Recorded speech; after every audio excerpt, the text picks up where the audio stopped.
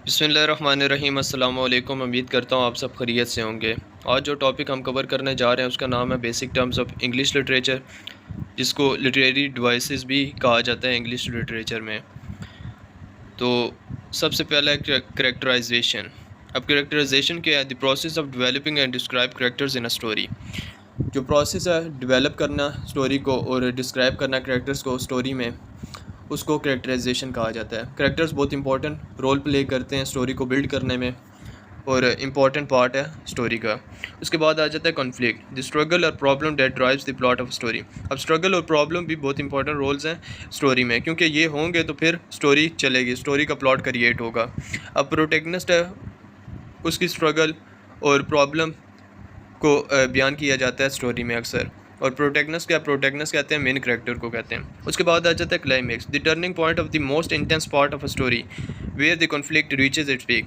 अब turning point जो होता है स्टोरी में, जो इंटेंस पार्ट होता है, जो मोस्ट इंपॉर्टेंट पार्ट होता है, उसका जो टर्निंग पॉइंट आता है और कॉन्फ्लिक्ट वगैरह पीक पे चला जाता है, उसको क्लाइमैक्स कहते हैं। क्लाइमैक्स अक्सर आपने मूवी में देखा होगा, शुरू में स्टोरी एक धीमे अंदाज में चलती है, लेकिन जैसे इंटरवल आता है तो उसमें एक सस्पेंस वगैरह क्रिएट हो जाता है।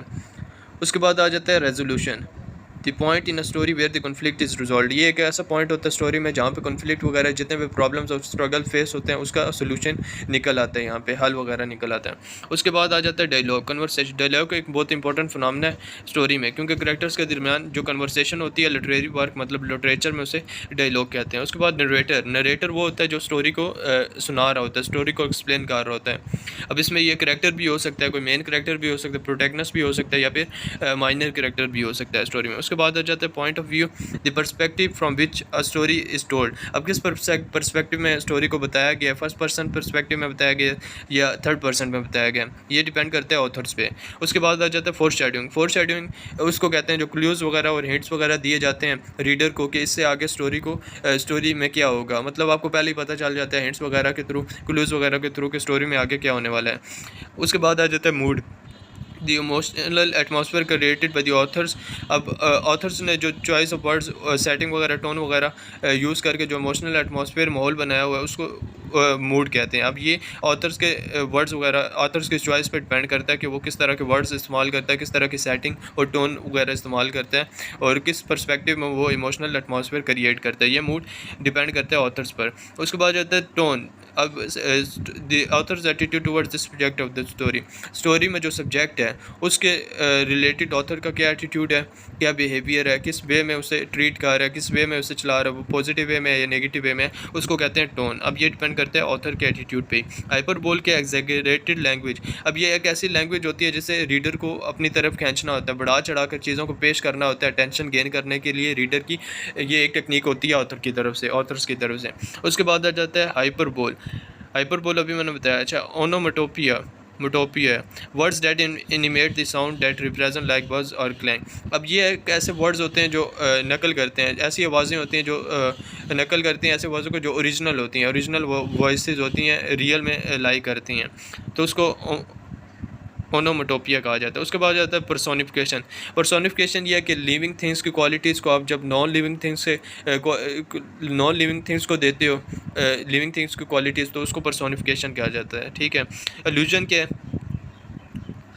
कोई भी ख्वाब या तसव्वुर वगैरह जो हम सोचते हैं वो हकीकत पे मबनी ना हो, हकीकत से मुख्तलिफ हो, उसका हकीकत के साथ कोई ताल्लुक ना हो, उसको एल्यूजन कहते हैं। और reference to another work of literature, person, events और कल्चर एलिमेंट्स। तो ये मैंने आपको बता दिया। स्टायर क्या है? एक लिटरेरी टेक्निक होती है जो ऑथर की तरफ से इस्तेमाल होती है, जो क्रिटिसाइज़ वगैरह करने के लिए, पॉलिटिक्स वगैरह जो उस सिनेरियो में जिसमें वो ऑथर अपना जो वर्क लिख रहे हैं उस पर्सपेक्टिव में वो जो क्रिटिसाइज़ करता है चीज़ों को, उसको स्टायर कहते हैं। ठीक है। अब ये एक बहुत ही प्रोफेशनल वे में होती है, मतलब एक फ़नी स्टाइल में, एक पॉजिटिव स्टाइल में तनकीद करना, जो इस तरह लगता है कि तनकीद नहीं है लेकिन वो एक बहुत ही डीपर तनकीद, क्रिटिसाइज बिहेवियर, एटीट्यूड अपनाया जाता है ऑथर की तरफ से।